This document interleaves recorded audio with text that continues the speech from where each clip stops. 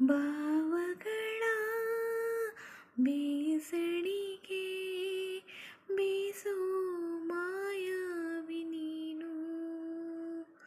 ನಿನ್ನುಸಿರ ಧ್ಯಾನಿಸುವ ತೀರಾ ಸಾಮಾನ್ಯ ನಾನು.